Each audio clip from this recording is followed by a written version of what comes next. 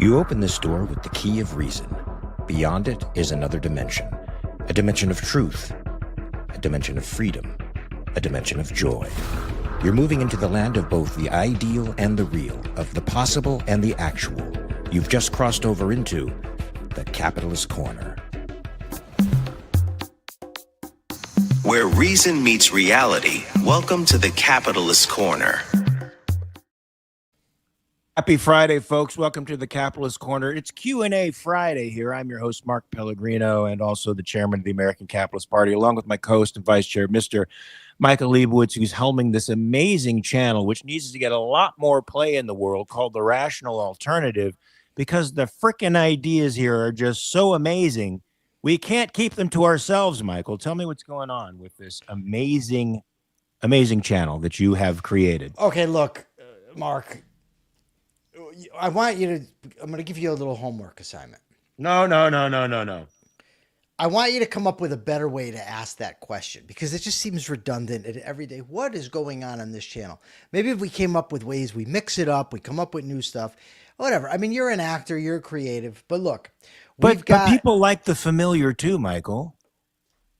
Right? Like, why do people go to a franchise in an entirely different country? Because it's familiar. Right?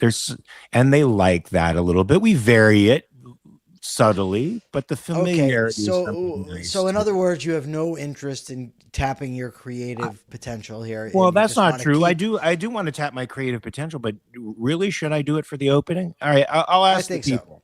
I'll ask the people, and if the people say yes, they're tired of hearing me say the same freaking thing over and over. What happened? Oh no, my boss texting me. If they're tired of hearing me say the same thing over and over again, Michael, we can change it up. I'm all for changing it up. Okay. Can I now say what's happening? So we still got the episode with Jim Valiant and Sheldon Richman. It's great. Ian Gilmore's with you, and Ian Gilmore's a smart guy. All right, don't switch it up.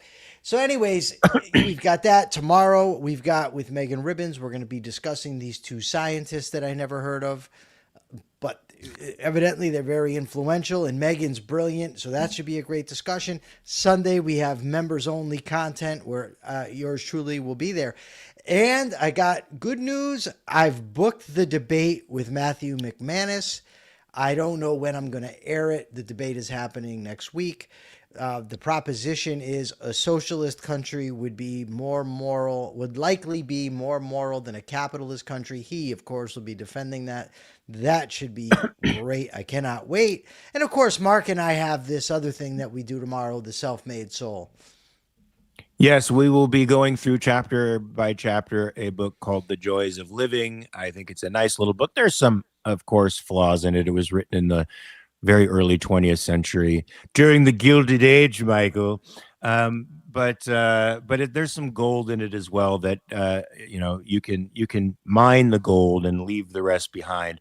So it's Q&A. It's Q&A Friday. Mike. Oh wait, don't forget the super chats and super stickers. Michael loves that stuff. It makes him smile, and we like it when Michael smiles because it means he's happy. Either that or he's grimacing through some kind of pain. So Ian Gilmore says it's Q&A Friday. What accent does Mark find the most difficult? This is a great question. And Robert, I know you're doing audio stuff, right? Audibles. And he says it's a good question, especially since I'm running into exactly that issue. I've never developed the skill of rolling my R's. That's a hard one. The trilled R is hard. And some people, Robert, have a genetic block to that because they can't use their tongue in that way, unfortunately. But a great question. And Ian can do Scottish and Irish, which are two extremely difficult accents, particularly Scottish, I have to say. I did it for a play reading called The Bover Boys. And I worked on the accent for about a month before we did the staged reading of it. Super fun, but super hard accent. You'll be surprised also that there are some wards in New Orleans that are difficult too, because they have a mixture of dialects. They have Creole, French, and a New York vibe to it as well. The Ninth Ward in particular is a little bit strange to wrap your mouth around. So yeah, I would say Irish and stop it. I would say Irish and Scottish are extremely difficult accents to get. I would say Ninth Ward New Orleans is a very difficult American dialect to capture. Um, but I can give you tips as to how to perfect that stuff if you're interested in it, especially Robert. If you're interested in it, there's a great. He's.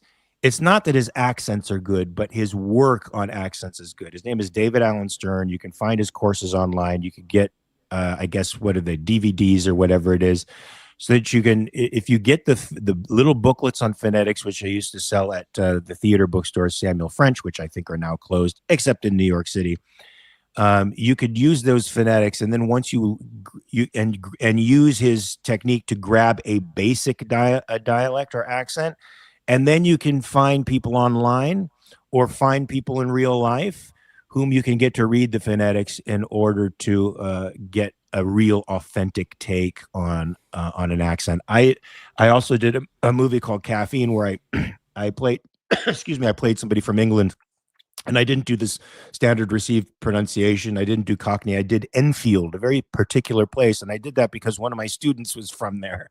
And I could get him at a diner and tape him reading the phonetics and reading sentences that enabled me to capture his accent. And there were a few real Brits there who thought I was British. And when they said, "What part of England are you from, mate?" I said, "Van Nuys," which is a little suburb in California, Southern California. They freaked out. Anyway, Michael, yeah, so great question. I loved answering that. Bring on your questions. Hopefully, we'll have the answers. If I don't have them, Mike will likely have them. And Michael, should we get on with the news? Yeah. What, did I derail you? Did I just? No, I'm depressed. I'm going to be honest with you. Why? Because I don't like turning 50. That's the thing. I'm turning 50 Tuesday. And 50 is not good. I hated turning 30. That depressed me. 40 was fine. 50 has got me bummed. Do you know why? Do you have any idea why? I have an idea.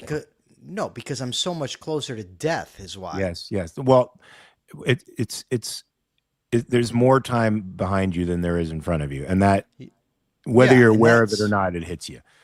There's no doubt about it. I'm well aware of it, and it pisses me off. I like this life thing. My health is great. I feel great. I can bop around, whatever. But this getting old thing, like I don't. It's imagine what you feel like at 61, dude. Well, I could see. But look, I had a cellmate once who was 48 years old. And I was 21 at the time. Yeah, 21. And one of the other inmates called him Pops. And he thought it was so ridiculous that somebody would call him Pops. And I thought to myself, you're Pops. What do you mean you don't like it? 48 years old, you're Pops. You know what? Now I'm Pops. I love that Robert Nasir says, I intentionally went all out to make turning 50 my best year ever, but it was expensive and not just monetarily. It's true. 50 could be your best year, man. It could. This video, did you watch the video? That's the first thing I want to know. I watched about 15 minutes of it. That's all you were supposed to watch 20. You couldn't pull out the 20? With Ziggy barking incessantly, it was almost impossible to watch. But I tried. The 5 extra minutes, so you missed the one thing that I actually wanted you to see. It figures. Doesn't that figure though? Well, you could have said there's one specific thing I want you to see, and it's at the 20-minute mark or something like that. I sent you the quote from the video, and I said, "This is what I want to focus on." You did? Yes. I did. I want to focus. Oh, that one. Yes. It doesn't matter what your philosophy or foundation. I remember that, but I didn't know that was from there. I connected it to that and said, "Oh, Lord, have mercy. Why me? Why do I get stuck with all the winners? I just wish I could get a loser just one time in my life." It doesn't matter what your philosophical foundation of private property is. You come to the same result because you're trying to defend free markets. So Yikes. This woman, I can't pronounce her name. It's Juan Janu or something. She's from the Mises. Juan Giro Nojayu. Okay, right. So she says this, and this was the quote that Sheldon sent me as well. This here. Well, I guess I didn't download the one I needed. Let me do that right now. Image, because this I think is more. The worst thing that can happen to a good cause is not to be skillfully attacked, but to be ineptly defended. From Frederick Bastiat. And I think this idea that as long as you. I did give proper instructions, Akira. I resent that remark. But this idea that no matter what points you make, no matter how you argue, it all amounts to the same thing is just not true. And as I was listening to this woman talk, she didn't seem to connect any ideas to reality. It was a bunch of quotes. And she frequently said, and a lot of people make this error, and a lot of people don't understand this, and a lot of people argue. Who is making this argument? Where are they? Nothing. She, basically repeats the Rothbardian line that all rights are property rights, which I disregard. But I thought it was a very ineffectual way to argue for capitalism. And I thought that the idea that as long as everybody's wants the same end, it doesn't matter how you get there. I think that's wrong as well. But, we talk about on this show a lot how to bring people over to our side, how to communicate these ideas. And I thought this was an excellent example of how not to do it. Yeah, well, I mean, these guys get bogged down in academia. They get bogged down in these long lectures, Michael, that, are of interest to people who are in the know. I like this kind of stuff, but I don't think I'm overstating it to say maybe 85 to 90% of the population will go to sleep within the first 3 or 4 minutes of one of these lectures and not see how it's relevant to their lives at all. And Yes. And that's, look, it's like when I tried to change that Liberty channel to do things that to make videos that I thought would actually hit people who mattered. They refused. They like the academic line, Michael. They think that merely appealing to people's reason is enough, and it's really not. Well, not only that, Mark. I mean, obviously, she was very much lacking the pathos of the Aristotelian triumvirate of rhetoric. There was no emotion behind it, but it wasn't even a rational case. It was just from one thing to the next, making assertions without defending them, without backing them up. The funny thing was, I don't know if it's funny, and I'm probably going to get skewered by some people for this. I find it ironic because they are more on the right over there at the Mises Institute. What I mean is they're conservative when it comes to culture, that sort of thing. And she was talking about what led to this was the idea of discrimination. And she said, and a lot of people think that if we're arguing that companies should be allowed to discriminate, we're saying they should discriminate. That was one of her lines. Mm-hmm. Should I even say this out loud? I think I'm gonna. You know what? Because why not? It's what we do. Do you think, seriously, do you think if this was a middle-class white guy making the same argument, a middle-class white American making the same argument with the same tone of voice, with the same evidence, do you think that that white guy would get the time of day as a speaker and a lecturer? No. I don't either, which is ironic to me when, you're the types of folks who preach against things like DEI and that stuff. And I'm just saying, I don't see this person as overly qualified. It seems to me to be a DEI hire. And yes, bring on the hate mail. I think that's the case. I don't find this woman impressive at all. Wow. Okay. Hopefully, am I going to get canceled now? Am I getting canceled? Why would you get canceled for that? Well, they get upset. Oh, you're. Who gets upset? People. But what's there to be upset about, Michael? You're critiquing somebody's argument. Well, what the argument would be is, oh, it's because it's a black woman, yada yada yada. But I just don't. I don't see this person getting elevated in being allowed to give speeches if this is just some random white guy? I just don't see it.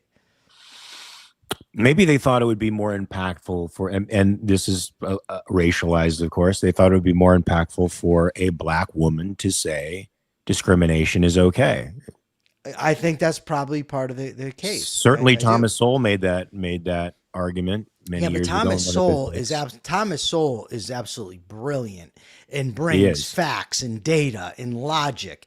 This woman brought a bunch of quotes and assertions. Yeah, you weren't very happy with her lecture. I can No, tell. but I actually listened to the whole thing too, by the way. I'm sorry. Republicans and libertarians have a tendency to bring in honeypots to sell their ideas. Remember Rebel Media bringing on Lauren Southern and launching her career. Oh my God, that person. I don't even know who she is. Who's Laura Southern? She's sort of and correct me if I'm wrong. That's race, right? Correct me if I'm wrong. She's sort of a racist, hardcore MAGA, screaming right-wing problem. she seems to be openly racist, but I could be missing the mark there. I've only seen her interviewed a few times, and she's a very strident right-wing nationalist. All right, let's keep this up. So far, you've had me say that this woman is only being given an opportunity because she's black. Mark is accusing somebody else of being a racist. Is there anybody else that we can disparage while we're up here? Yeah, I could actually. I had to deal with some crazy stuff online today. You know, Michael, I just posted something very simple. You know, that I saw pieces of the first 6 episodes of Alt Rising, and it looked fantastic.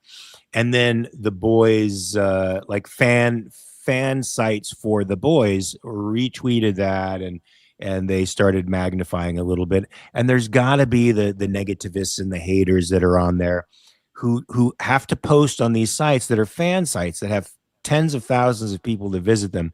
They're like, Mark's a good actor, but I hate him. And can we not have him on the show, please? He's an Islamophobe. He's and they just, he's a racist. He's a transphobe. And they start listing these horrible accusations. And Michael, it's so freaking depressing. You talk about being depressed because you're turning 50. Imagine what it's like to be pilloried by fans who are posting on promotional sites, some of which can get you hired because, you know, the producers see this stuff, the networks see this stuff, and they're making these accusations which are completely baseless. And I have no recourse against them. I have no capacity to fight them. You know, I could magnify their voice by arguing with them online. But that just hurts me, and it just increases their visibility with these sites. But these people are despicable and vicious, horrible human beings, and they actually try to convince people to hate me. Now they bring assertions, and they talk all kinds of shit. They never bring the receipts because there are none, and it's fucking painful, dude. Last night, I actually, after seeing a couple of these, I'm like, what the fuck? I mean, I almost just wanted to divorce myself from the fandom because it's so toxic and so evil. And it's so evil to do that. Even if you're doing it out of ignorance, you're just repeating something somebody's heard. That's evil. But if you're doing it consciously, as many of them are, with the intent to hurt me by passing on this false information, you're a bad motherfucker. You're bad. Somebody the other day pulled that shit. There was a reel, and I think you were talking about Mamdani, and a lady comes on and says, this is very disappointing. I really enjoy him as an actor, but you know, he's speaking against all the wonderful things that Mamdani is going to do. And it's just, God, no, that's, yeah. I think it's Joe Rogan who said that he doesn't read the comment there. Ian Gilmore says, never read the comments. Yeah. But the problem is Joe Rogan is uncancelable. He's uncancelable because he has his own podcast network and he's made billions of fucking dollars. I'm cancelable. Yeah. As Kira Felix says, Mark was canceled for defending Israel, before supporting Israel was a cancelable offense. And that's true. Michael, one of the accusations this person made about me was that I was a rabid Zionist. And of course, the concept of Zionist in their minds is equated with colonizing, white European, hater of people of color, and a genocidal maniac. And people accept that bullshit. They just accept that bullshit. Well, people are stupid. They are stupid. Someone told me the other day, Mark, so I told you about I Googled the last 10 Oscar winning movies because I was challenging Andy Bernstein's idea that there's these woke criteria that they have to go by to win Oscars. Now, it turns out in 2024, there was some new criteria, race-based stuff, whatever. I didn't know that at the time. So it gave me 10 movies starting in 2024. Now, I don't follow the Oscars. I don't know when they air. I don't know if the 2025 movie won yet or not. So the guy said, why would you skip last year? And I said, look, I Googled the last 10. That's what came up. You know what I mean? And he's like, so you don't know the last 2 years happened? He says, you need to step out of your MAGA cult. I mean, what nonsense, dude. Well, yeah. I mean, I said, well, first of all, it's 1 year I missed because I know they didn't do the 2026 Oscars yet for the 2026 winner, right? I said, I didn't know they gave the 2025 winner because I don't follow this stuff, which is why I had to Google to ask the question about who'd been winning, right? But the guy had no problem just saying, get out of your MAGA cult. I get that all the time, that kind of shit. So, yeah, I mean, people can be just... I don't know, vile. I don't know how else I get to say that. it. I get that, Michael, and I get you're a fucking stupid lefty. You're a Hollywood. I get that too. I often get that. The other day, somebody accused you and I of having TDS. Yeah, it's madness, man. Why have a reasoned conversation with someone who uses a phrase like Helen of Somalia to refer to? God, you're right. Yeah, Lapida. I'm going to see the. That's Andy Bernstein that referred to. Did he say that? Did he say that? Yeah, I told him he needs to do better. I said that's not acceptable. Anyway, Michael. We have, I guess, people who can't really connect the dots, intellectually supporting capitalism, and more or less incapable of gaining an audience, except for the very small group of people they're speaking to, like at the Mises Institute. They're certainly not going to appeal to, Joe Blow. That's what I was, the exact thing that I was thinking, right? People who already agree with the concepts, yeah, they're going to love it. I have no desire to just talk to people that agree with me. I just don't. I don't see how this is beneficial. If you're trying to bring people over to your side, right? You need to speak to people that disagree with you. You need to appeal to people that are outside of your silo. That's just not doing it. It's just not. It's like, so there's this meme going around, right, from the MAGA folks, and it says, "Oh, the silence is deafening right now from those people who did not who got vaccinated, during COVID. You're seeing how they're being quiet now, dude. Normal people don't think the vaccine was bad. You and your buddies do. You and your little silo of people who have convinced each other that the vaccine is killing millions of people. Normal people don't think that, and they're not being quiet about it. They don't give a shit. They don't think you're right. But, they're in their little group, and yeah, the vaccine, it's so bad. And dude, regular people, even if for instance, right, I think the income tax is horrible, right? I understand that most people don't agree with me, right? I don't come to the conclusion that because me and my buddies think a certain way that everybody does, but so many folks do that.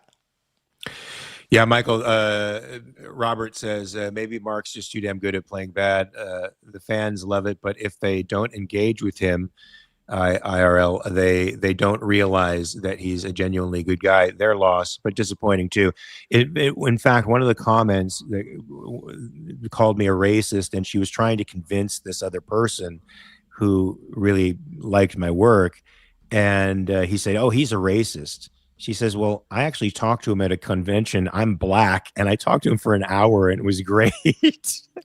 And so then the person shifted gears, and they didn't then say, "Oh, he's not a racist." They just said he's an Islamophobe and a Zionist, and he wants to kill all people, like all Arabs and Muslims. Um, you could hear the Homer Simpson "don't," from a mile away, but and it didn't stop them from continuing the abuse. Anyway, man. So do you want to move on to socialism in U.S. history? Look, we do have a packaging problem with people in the liberty movement. They they don't understand how to integrate information to make it really accessible and appealing to just the regular guy who doesn't make it a point to study economics. Um, and they don't I impress upon that person how important it is for them to know something about economics, for them to be able to vote with intelligence. And that's our task in front of us, Michael, is to bring this stuff, into everyday language that anybody could, pick up and digest. Now, okay, so have you heard of the sort of I forget exactly what he did, but there's this theory out there by Arnold Kling that says that, Republicans view the world this way, liberals view the world this way, and libertarians view it this way. Like liberals view the world through the lens of oppression, the conservatives through tradition, and libertarians through individual freedom. That's a rough sketch. I'm not exact, and I missed it. But anyways, if you have ever heard that, it's from this guy, Arnold Kling. Evidently, he's written something about Woodrow Wilson and the socialist policies that were put in at that time. And I got to tell you, I did not know, the creation of the American state, it's going to seize the railroad, ration the coal, set the price of wheat, conscript 4 million men, and prosecute the printed word. And that was the work of progressive reformers, at that time. So Wilson's War Industries Board, headed by Wall Street speculator Bernard Baruch, set out to decide for the whole nation what got made from what materials and what quantities, at what price, and in what order of priority. Herbert Hoover pushed for meatless Tuesdays and wheatless Wednesdays. Victory gardens. They doubled the price of wheat so U.S. farmers could feed allies in Europe. Then there was something about they were doing stuff with coal. I mean, this is bad stuff. And it was pre-New Deal. We're all familiar, or not, maybe not all, but most of us are familiar with the New Deal and the policies that were implemented at that time. But the socialism that was embedding itself in our lives, I shouldn't say socialism, let me say socialistic, because it wasn't a full takeover of private property. It wasn't, public ownership of the means of protection. But these policies certainly are socialistic, and they really started to make inroads around the progressive era. Yeah, that's the beginning, Michael. That's the real beginning when the elites in Washington thought they could run the world better than you and I could run our own lives.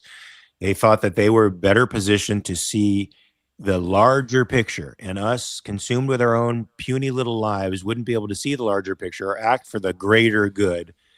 And so they decided to implement this stuff in progressivism, and it found its way into the New Deal and in the Great Society, and administrations afterwards that emulate that ideal of the Platonic king guiding our lives for the common good. Michael, thank you, Kathy, for that. Yes, thank you very much, Kathy. Now, of course, I was looking into this morning. Let me just go and find it. Socialist policies that have ultimately been implemented in America. And we've got redistributive welfare programs, Social Security, Medicare, Medicaid, unemployment insurance, progressive income tax, public schools, the United States postal monopoly, public utilities, Antrax, the federal power generation, Tennessee Valley Authority. We've also have minimum wage laws, 8-hour workday, overtime pay, right to unionize, workplace safety regulation. Again, not full on socialism, but definitely, And, definitely socialistic. and Michael, just to put an even more cynical spin on this, if I remember correctly, the Wagner Act of 1935 was, I think, it meant to counter the great migration that was happening of blacks out of the South. The blacks out of the South were moving north to find better opportunities, of course, because the South sucked. Segregation is South blue, and they wanted to create opportunities for themselves. And so they were flooding urban areas in the North and the Northeast. And the white folks were losing jobs to these guys, and they didn't want that to happen. They wanted union protections, primarily to lock out these new minority competitors for their jobs. Somebody can correct me if I'm wrong, but I sort of remember that being one of the mainstays of that act, and one of the motivating forces behind the person who originated the act and brought it to Congress. So pretty I know that's awful. the case with minimum wage. Minimum wage was meant to price African Americans and I think immigrants out of the market. So yeah, And but how ironic is that, Michael, that the people who advocate for minimum wage and labor cartels are people who are claiming to work for minority communities when they're the hardest hit by this awful shit. yeah, and now of course we've got socialism on the right and the left, but of course we've got the Democrats who are out and out calling themselves socialists. And the Democrats, I guess a lot of them are up in arms, figuring they're going to lose races because of this, because the Democratic Socialists are actually winning in the primaries. Where And the likely most to, where the most extreme elements of the party are going to come out and express their dissent with what they think the establishment Democrats are. But can that get wider purchase in the statewide elections? This is what they're concerned about. What do you think? I mean, various opinions say no, that they can't get wider purchase, but I'm skeptical, especially in Michigan, Michael. I'm skeptical in Michigan. I'm skeptical in New York. I mean, so go ahead. I don't know. I don't know. I tend to think that people in America still the word socialism grates against them, which is why people don't like to. Some people don't like to use it. However, I've seen studies or polls, whatever, that younger people don't have that same reaction to the word socialism. And what concerns me, maybe not this next go around, but and maybe in the 2028 or 2032 presidential cycles, as these young people who are okay with socialism keep getting older, as the older generation dies out, if they think socialism's okay, and what is the pushback against it? J.D. Vance and his heritage American nonsense with the neo or the post-liberal crap. Painful. Very. We are living in painful times. I have to remind myself, Michael, that the 21st century is the greatest time to be alive as a human being, because you and I get caught up in the muck of what seems to be a deliberate disintegration of the only ideals that made life really possible for all of us. It's as if humanity has a suicidal ideation, right? They've glimpsed greatness for a time, and their self-esteem isn't allowing them to grasp it. They're only glimpsing it, right? They glimpsed it during the Enlightenment, during the American Enlightenment, and they've spent the 250 years since the Declaration of Independence trying to undo the great things that the founders gave us as a heritage, this rare heritage of liberty. Nowhere else in the world was something this profound ever established in a society before, and yet we are doing our best to undermine it every single day. So it's hard for me to remember that we're in the best century to be alive ever. In the face of all this self-destruction, Michael. So Mr. Deagle says the hippies happened and they didn't take over the country. This may also be a fad. I don't know that they didn't take over the country. Yeah. So here's the thing with the hippies, Michael. They were sort of at the very beginning of the cultural Marxist takeover of the universities, right? The Frankfurt School was just starting to express its ideas in the world. These folks embraced those ideas and then became academics. Right. And the world has certainly gone left since then. For sure. Right. So, I mean, it depends, I guess, what you mean by takeover. And I'm not suggesting that, in 1932, America is going to be Soviet Russia. But we certainly have numerous socialistic policies that are in place now. We have two parties who support the growth of government in, one direction or the other. And if more of these democratic socialists get elected, it stands to reason the country will go further in that direction. And that's not a good thing, because that does, well, first of all, it stifles individuals, right? Because that's what capitalism does ultimately. It unleashes individuals.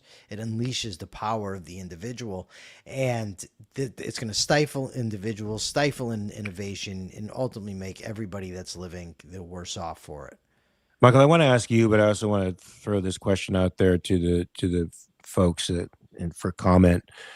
Do you think it's a legitimate thing to ban a political party like the Socialist Party? No, I do not. No. Even though it is predicated upon the use of force, the initiation of force to establish its We've been down precepts in this the world. road. I know, What- but I want to ask you Okay. here in front of people, and I want people to But comment. we've talked about it here. Okay, the thing is what political party right now out there is not predicated on the use of force? Correct. So then you're talking about a matter of degree. And then what you're saying is you're going to use force to stop ideas.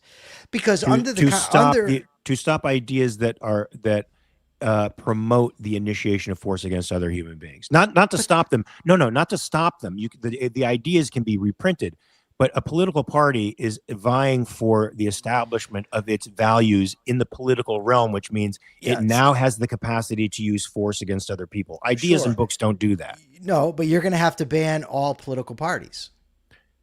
Correct. Potentially, yeah. I guess at this point, since all of them. So here's the problem. First of all, oftentimes when you ban things, you elevate them. That's the first thing. You make it seem like there's something to hide. The Constitution of the United States already bans most of those policies, but that doesn't matter, because if people don't care, they don't care. And I don't care what you ban. If the people in the country want something, they're ultimately going to get it. So you could try to ban people, you could try to pass laws, whatever you want. If people want that, as long as they can vote, they're going to get it. So let's say you ban the party, the Democratic Socialists of America are banned. They run as Democrats. They get elected and they implement the same policy. What's the difference? Well, the banning of the initiation of force would probably preclude that, even, Michael, if the Democratic Party is advocating for the initiation of force. I get your point, but I want to see who doesn't, though, Mark. Who doesn't? Correct. Nowadays, who doesn't? The American Capitalist Party doesn't. Yeah. Okay. So us who have no elected representatives are going to advocate for the banning of every other political party. This is just an idea that is sort of inspired by this. Let me throw this by you. Euron Brook once talked about, well, what is the government's place in gun bans, for example? Because I'm, of course, a Second Amendment absolutist. And he said, well, on some level, since they are the regulators of force, they have to do something about it. I'm still on the fence about it. I haven't thought it through completely. But the idea got me wondering about, well, can the government legitimately engage in or engage against organizations that promote the initiation of force? Is that a legitimate use of the government to ban institutions that would otherwise use force in the political realm? I don't know.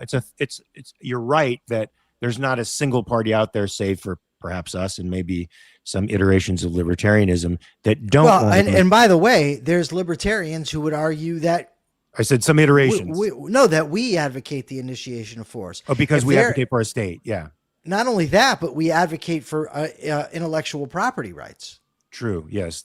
And they don't. So then you're going to end up arguing about that. I think it's a terrible, terrible idea.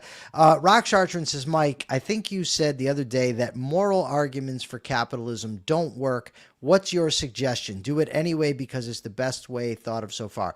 I actually what I was responding to, somebody had said the reason libertarians and conservatives lose is because all they make are economic right arguments, and they thus concede the moral ground or cede the moral ground. The implication, if you said the reason they lose is because of this, the implication is if people didn't do this, they wouldn't lose. And people have made moral arguments for quite some time, and we're still losing. That doesn't mean don't make moral arguments, and it doesn't mean they don't work. All I'm saying is that the idea that if we were just making moral arguments, we would win, it's just not supported by the evidence. I do think morality is vital. I think that the moral arguments are vital. I think altering the culture, the dominant cultural morality is of vital importance. It's just that it's not as simple as don't make utilitarian arguments, make moral arguments, and then you're going to win. It doesn't work that way. That's my only point, Rock. So I would say, yes, make the moral arguments. I think there's a lot of things that, we need to do, learn to communicate better, come up with better strategies. There's plenty of possibilities. And again, if I had the answer to that, I would be a very wealthy man. I don't have the answer. I'm somebody that's sifting my way through this, trying to figure it out. Oh, No, Ziggy. I told you.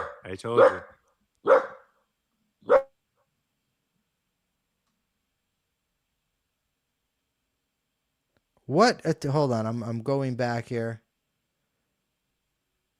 He will not stop. I'm trying to read this. Perhaps you should introduce us to the next topic while I get him to try to be quiet. Mike, Ian, there was no attempt at nuance. There was none. I mean, I this is something that I got to say absolutely burns my balls when people do this. They say something. I can only argue against what somebody actually says. I cannot argue against the secret meaning they're attempting to convey. I can't do it. The guy literally said this. You can't. The reason they lose is because of this. If you say if I say to Mark, the reason we're not getting views is because of your baseball cap, the implication then is that if Mark takes off the cap, we'll get more views. That's a different thing from saying it's better if Mark doesn't wear his cap. And it's a different thing from saying moral arguments are required or moral arguments are better. That was not what the guy said. So, I mean, I don't know how you get to that.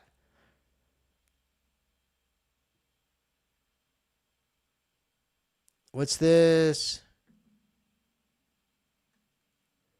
Hold on.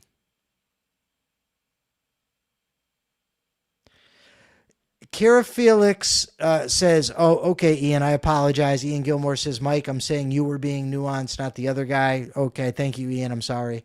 Akira Felix says, Michael's wrong about the libertarian claim being valid. Okay, I did not say that it was valid. Valid. He didn't say that's not what I said. What I said was they could claim it. You're in the public sphere. This is like the war argument that we make, where people say, if you do this, this, and this, you're going to win the war, and they don't take into consideration anything else. We're in the public sphere. If you implement a rule that says we can ban any political party that advocates the initiation of force, and then somebody says, well, you initiate force, and we make a rational argument that they're wrong, that doesn't mean we win. Because we're rational, it means virtually nothing. I mean, the other side has a say too. And if the dominant epistemology in the country is not rational, then we don't win. So you could, it's just if we can ban parties, it's like anything else. Once you start doing that, you might be next on the chopping block. It has nothing to do with the validity of their argument. So Ray says, I think an argument needs to be made for reason and a benevolent view of, where is that? For reason and benevolent view of human nature, before even the moral argument can be made. It could be wrong, but the common denominator seems to be a lack of trust in humans acting on their own judgment and doing things irrationally, and misanthropy are rampant. Okay, so what do you think of that, Michael? I don't know. I mean, here's the ultimate thing, right? Any commentary on why we don't have people convinced of capitalism is necessarily speculative, right? Because we don't know what brings it about because it's never occurred. So how can we then say we don't get it because of X or we don't get it because of Y? I think it's a fair hypothesis to say that, reason isn't the predominant epistemology in the culture. Egoism isn't the predominant morality. And until they are, we're not going to get capitalism. I think that's a reasonable hypothesis. Yeah. But that's exactly what it is. It's a hypothesis. I told somebody this morning, if somebody were to say this, if everybody became a Misesian, we'd have capitalism. Now, Mises was not an egoist. He certainly didn't advocate the same epistemology that we do. But is somebody really going to argue with me that if his ideas were all implemented, we wouldn't have capitalism? Right?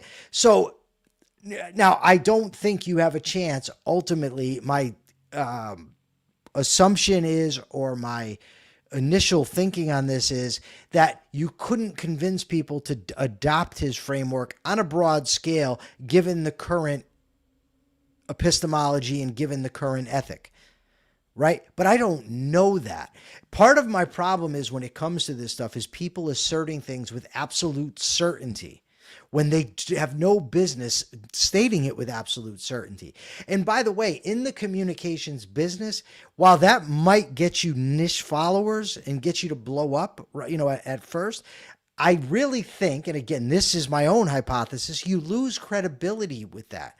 When you make statements with absolute certainty about things that you have no business being certain about, I think a lot of people know that. They see that that's what's occurring.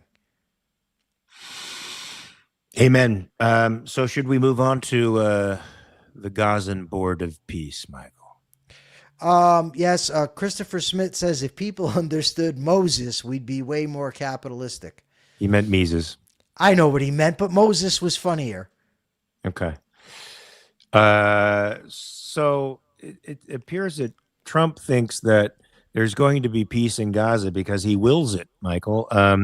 Apparently he's come up with a new deal where Hamas is going to disarm, and there's going to be, I guess, an international police force engaged there, which won't be exclusively Hamas folks, but there might be some Hamas folks mixed into this police force, and they're going to take down some of their heavy weapons, dismantle their tunnels, apparently, and now they're going to sing Kumbaya with the Israelis, and private investment is going to flood in the form of aid ripped from the backs of Europeans and American folks around the world to support and rebuild Gaza. Michael, what do you think of this? Do you think this is going to work? Because to me, this is probably just a staying action on the part of Hamas. They have no intention of giving up their weapons. There's no way they're going to give up their stated goal, which is the elimination of the state of Israel. That's what makes Hamas tick.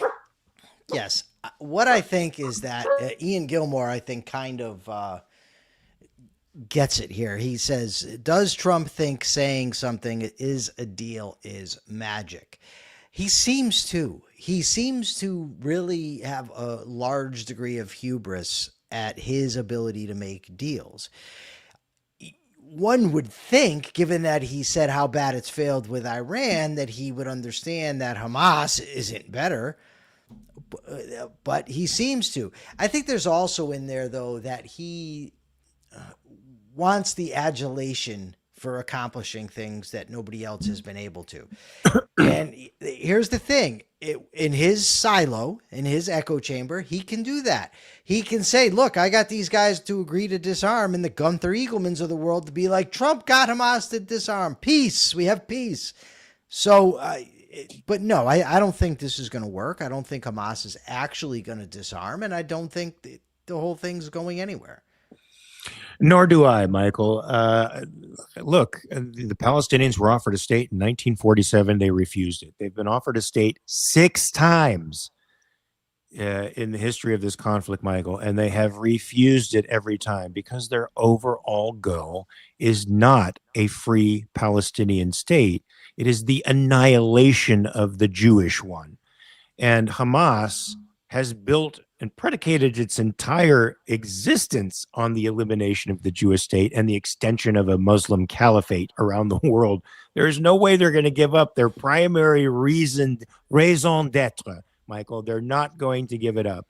And of course, Israel is skeptical that Hamas will do this because they've had to experience these folks, these terroristic folks, knocking at the borders for the past 20 years, and then crawling over the borders and murdering 1,200 of their own citizens. So, yeah, this is a big fail, Michael. If anything, because who is on the peace board? But tons of contradictory. I don't think that matters.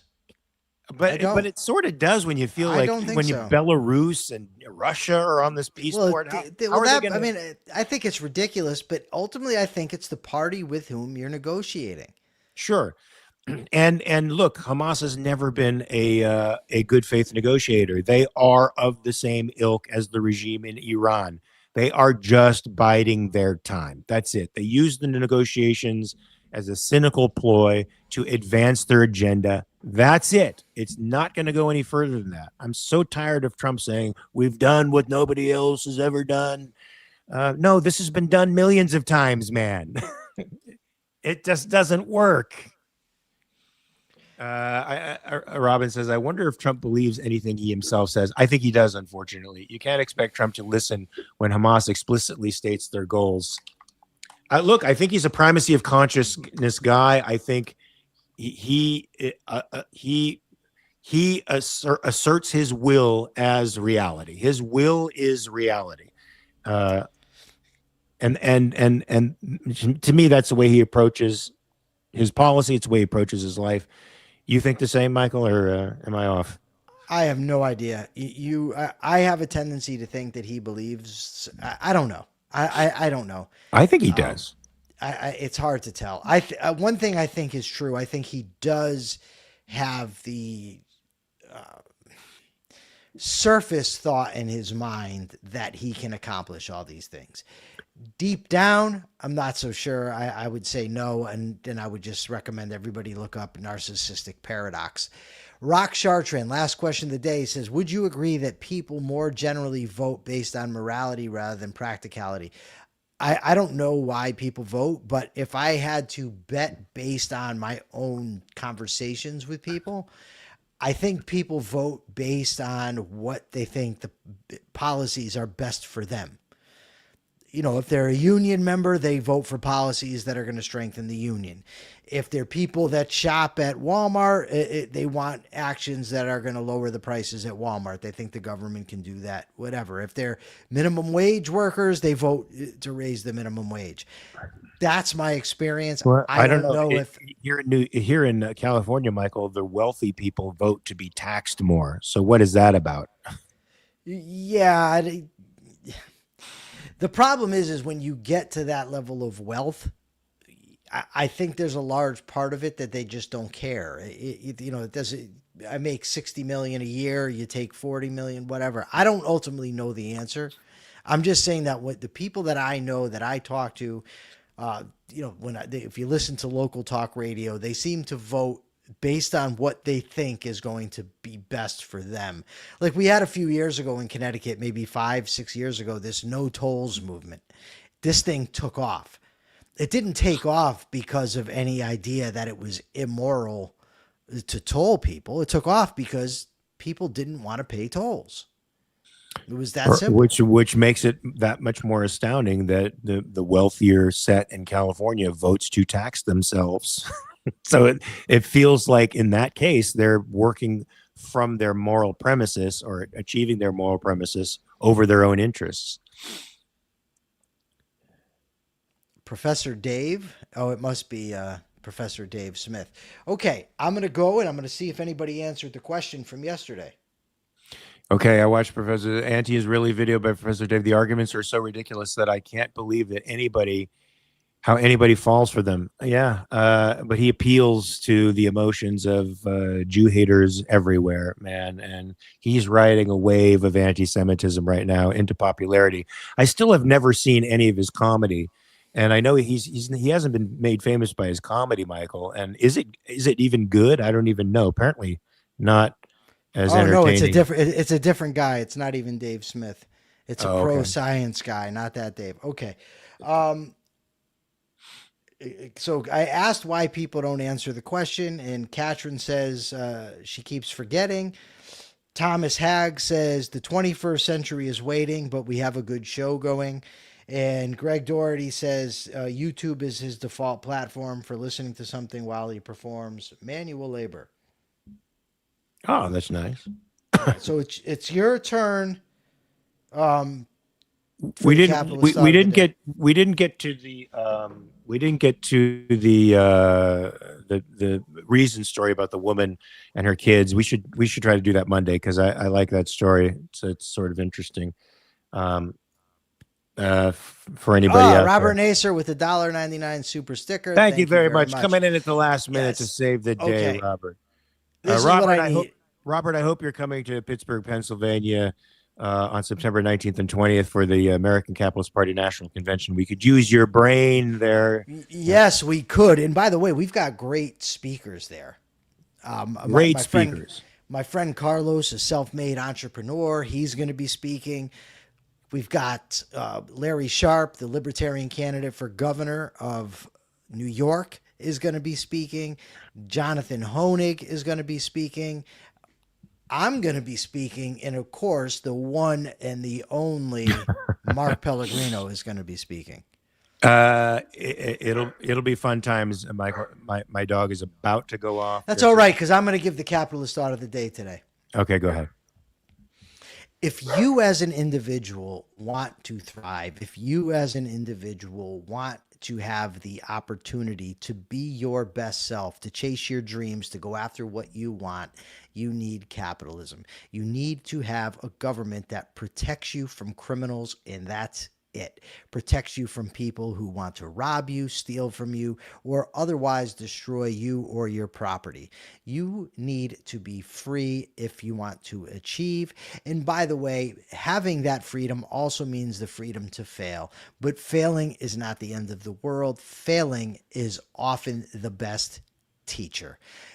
So if you want these things, pursue capitalism. All right, Mark, it's your turn to ask the question today. I asked it yesterday. Well, you sort of stole my thunder because I was hoping to put out there, do you think certain political parties should be banned?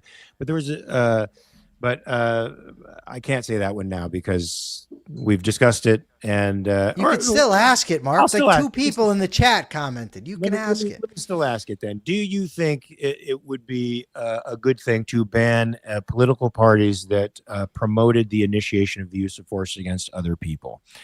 If so, why? If not, why? Okay, that's my question. Go to YouTube and answer that. Make sure you like and subscribe to this channel. Make sure you share it across social media platforms. The rational alternative needs to get out there in the world, folks. These ideas need to become the staple of a decent society. So you have the weekend to check your premises, unless, of course, you're going to join us tomorrow, right? You join you tomorrow for on Megan, and plus we're doing Self-Made Soul at 11 Eastern time on Mark's Patreon. We've got the Sunday membership only content. Monday we'll be back for more great discussion. Tuesday is my birthday, and we want 1,000 subscribers by then. We are 54 away. Please help us get it, especially Christopher Smith, who is referencing Maya Angelou in the chat, and I do not know why. Help us anyway. Oh, Mark froze. Well, folks, until we see you next time, check your premises. Peace.